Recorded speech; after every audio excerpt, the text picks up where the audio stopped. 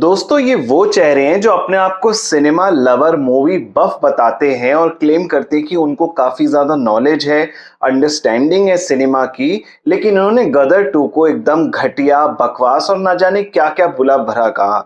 किसी ने तो उसको गटर बोला गदर की जगह, किसी ने इसमें से बोला ये भोजपुरी फिल्म है, किसी ने बोला ये सी ग्रेड फिल्म है, किसी ने कहा कि भाई जो डायरेक्टर है वो तो आउटडेटेड हो चुका है, बहुत 20 30 40 साल पुराना वो स्टक है, वो तो पहली फिल्म से ही आउटडेटेड था, उसको कोई नहीं देखेगा। किसी ने कहा इसका यार थोड़ा बहुत कलेक्शन होगा, उसके बाद फिल्म जो है ना ये 2 3 दिन में मर जाएगी।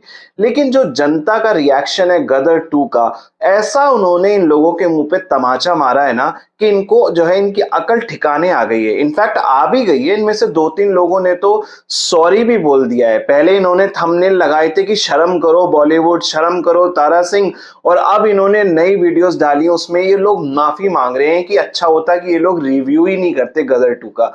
देखो, बात रिव्यू की नहीं है। रिव्यू करना तो आपका राइट है, जो आपके मन में है वो आपको जरूर बोलना चाहिए, आपको कोई नहीं रोक सकता। After all freedom of speech and expression है।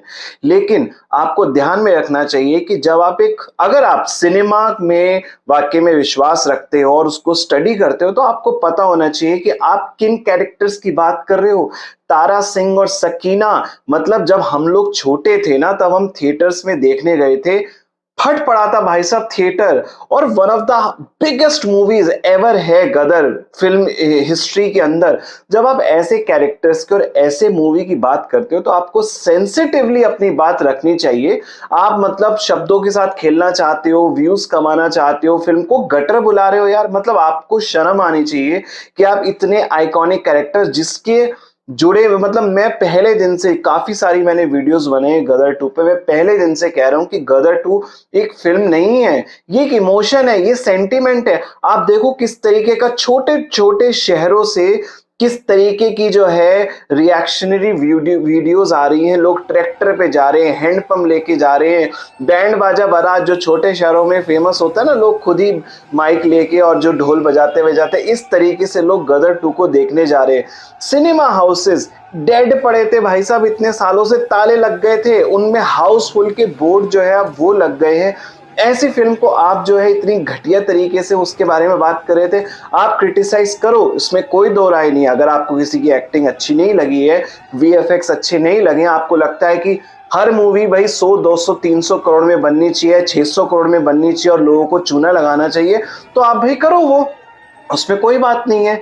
लेकिन जरूरी नहीं है कि हर मूवी पे उतना पैसा लगे। सेंटीमेंट कैच करना चाहिए। अगर आप लोग वाक्य में अंडरस्टैंडिंग क्लेम करते हो ना इंडियन सिनेमा की, तो आपको पता होना चाहिए कि ऑडियंस जो है, इंडियन ऑडियंस बड़ी सेंटिमेंटल है, इमोशनल है। जो भी डायरेक्टर, चाहे वो 50वीं दशक में स्टक हो, चाहे वो 90 के दशक में स्टक हो, अगर उसने ऑडियंस के साथ में एक इमोशनल कनेक्ट कर लिया ना, तो उसके बाद बॉक्स ऑफिस पर दिवाली आने से कोई नहीं रोक सकता। मतलब आप जो आपकी जो प्रोड्यूसर गिल्ड्स ऑफ इंडिया है, मल्टीप्लेक्स एसोसिएशन है, उन्होंने जो है रिलीज करी है स्टेटमेंट की 100 साल की हिस्ट्री में पहली बार ऐसा वीकेंड गया है जो कि ऑल टाइम हाई है। जी हाँ, इस समय फिल्में चल रही हैं, जेलर चल रही है रजनीकांत की, अक्षय कुमार की ओ माय गॉड 2 है, एक भोला शंकर है, और सनी देओल की गदर 2 है। इन्होंने मिला करना 390 करोड़ ग्रॉस कमाए हैं और 2 करोड़ 10 लाख से ज्यादा लोग जो है थिएटर्स में गए हैं। सिर्फ गदर गदर का कलेक्शन जो है मतलब धमाकेदार तरीके से 135 करोड़ के लगभग हो चुका है। तो ऐसी फिल्म के बारे में आप अगर इनसेंसिटिव होके बात करोगे, तो लोग तो आपको गाली देंगे ही, लोग आपको वाकई में जूते मारेंगे। अब देखो, आपके ऑडियंस है, इन सभी लोगों के ऑडियंस है अच्छे खासे, इनके 8 10 12 2 3 मिलियन तक फॉलोअर्स हैं। लेकिन जब आपके वो ऑडियंस आ जाती है ना, तो इसका मतलब ये नहीं है कि आप उन्हीं ऑडियंस से अपना डिस्कनेक्ट खत्म कर दोगे। ये मैं आपको कोई लेक्चर या ज्ञान नहीं दे रहा हूं, मैं आपको सिर्फ इतना कह रहा हूं कि जब आप बात करते हो ना आइकॉनिक कैरेक्टर्स की, तो संभल के बात करो। देखो लोगों का क्या इमोशन है, वो उन्होंने तारा सिंह और जो सकीना, ये उनके जहन के अंदर है, वो बसे हुए। अगर सन्नी देओल और अमीषा पटेल कुछ नहीं करते, सिर्फ उसके कैरेक्टर्स के गेटअप में आके भी थिएटर में खड़े हो जाते हैं तो लोग पागल हो जाते हैं। आप कह रहे हो कि भैया ये तो ओवर एक्टिंग कर रहे हैं, बुड्ढा लग रहा है, उससे तो चला नहीं जा रहा है, ऐसा लग रहा है इससे स्पाइनल इशू हो गए हो सन्नी देओल को। एक ने तो ट्रेलर के रिव्यू में ये तक कह दिया था। आई वाज शॉक्ड यार। मतलब अगर हम आपके यहाँ कौन 2 दोबारा बन गई और माधुरी दीक्षित और सलमान खान अपने पुराने गेटअप में खड़े हो जाएंगे तो आप उनको ये कहोगे कि यार ये तो बहुत ज्यादा बुड्ढे हो गए। आप खुद बताओ। या जो शोले है, अगर धर्मेंद्र और अमिताभ बच्चन वाकई में दोबारा से आके खड़े हो जाते हैं, हेमा मालिनी और जया बच्चन साथ में आके खड़े हो जाते हैं उन्हीं गेटअप में और वो एक बार शोले 2 करते हैं, तो हम उसको ये जज करेंगे कि यार ये लोग तो जवान ही नहीं लग रहे हैं, इन लोगों से तो चला नहीं जा रहा, इन लोगों से। No, it's a celebration. अगर हिस्ट्री के इतने बड़े आइकॉनिक कैरेक्टर्स वापस आते हैं तो हमें उनको एनकरेज करना चाहिए, सेलिब्रेट करना चाहिए, भले ही वो किस तरह भी परफॉर्म कर रहे हो, बिकॉज इट्स अ नॉस्टैल्जिया। और अगर इंडिया में नॉस्टैल्जिया की क्या वैल्यू है वो अब आप बॉक्स ऑफिस पर देख चुके। राइट चल रहा है, मतलब गदर 2 जो है वो थम नहीं रही है। इतनी भयंकर फिल्म है। देखो इसका इमोशन। अभी एक फिल्म आई थी जवान, जिसको क्लेम किया जाता है कि सबसे बड़ी हिट हुई है वो, उसका 800 साढ़े 800 का नेट कलेक्शन रहा है, 1000 करोड़ का वर्ल्ड वाइड जो ग्रॉस कलेक्शन रहा है, 500 साढ़े 500 सिर्फ हिंदी के अंदर उसने, हिंदी लैंग्वेज में उसने कमाए थे। लेकिन आप गदर 2 का मेनिया जो है ना वो भी उसमें मैच नहीं हुआ था। मतलब इतना तगड़ा गदर 2 का मेनिया है। जो आपके ऑटो रिक्शा ड्राइवर्स हैं, जो आपकी मेड है घर के, आप उन लोगों से बात करो, they all know love Tara Singh and Sakina. तो जब इस तरीके के कैरेक्टर्स की आप बात करो तो थोड़ा सा संभल के बात करो। ये है कि आपने अपनी इन लोगों ने जो रोस्ट वीडियोस बनाए उसमें भी मिलियंस ऑफ व्यूज चले गए और उसके बाद जो अगले दिन माफी मांग ली।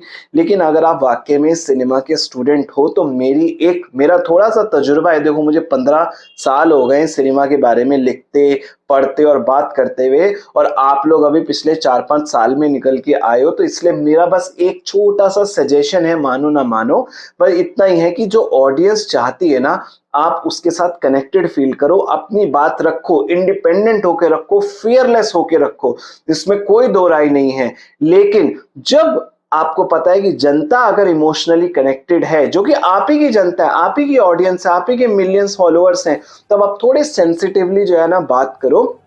प्लस और माइनस दोनों को अच्छे से रखो। सिर्फ और सिर्फ वायरल होने के लिए, हिट होने के लिए जो है ना इतने भद्दे तरीके से बात मत करो कि एज अ सिनेमा लवर हमको उसको देखने में शर्म भी आ जाए। मैं इन सभी लोगों को, मोस्टली लोगों को फॉलो कर रहा हूँ, लेकिन कर रहा था क्योंकि अब मुझे थोड़ा सा जो है ना इनकी बात पर थोड़ा सा शक हो गया कि भाई इन लोगों की सिनेमा की अंडरस्टैंडिंग मुझे ज्यादा कुछ पसंद नहीं आई। इसलिए मैं आपको कहूंगा कि आप सभी लोगों से मेरी एक रिक्वेस्ट है कि आपको अपने ऑडियंस को अनकंडीशनल अपॉलॉजी देनी चाहिए। क्रिटिक होने के लिए नहीं कि आपने क्रिटिसाइज करा है गदर 2 को, वो आपका राइट है। जिस तरीके की लैंग्वेज आपने यूज करी है ना वो बहुत ही ज्यादा हर्ट करती है सेंटिमेंट्स को। भाई फिल्म है, सिनेमा है, आप कुछ भी कह सकते हो, लेकिन फिर भी थोड़ा सा ध्यान रखा करो कि आप जब बड़े कैरेक्टर्स के बारे में बात कर रहे हो तो थोड़ा सा लोग दिल से जुड़े हुए होते हैं, आपकी ऑडियंस ही है, उनका थोड़ा सा ध्यान रखो। बस मुझे इतना ही कहना है। वैसे गदर 2, ओ माई गॉड 2 सबका रिव्यूज मेरे चैनल पर अवेलेबल है। अगर आपने नहीं देखा है तो आप वो देख सकते हो। मैं काफी ज्यादा शॉर्ट्स भी बना रहा हूँ, इसलिए अगर आपने अभी तक चैनल सब्सक्राइब नहीं किया है तो फटाफट से कर लो। Thank you for watching.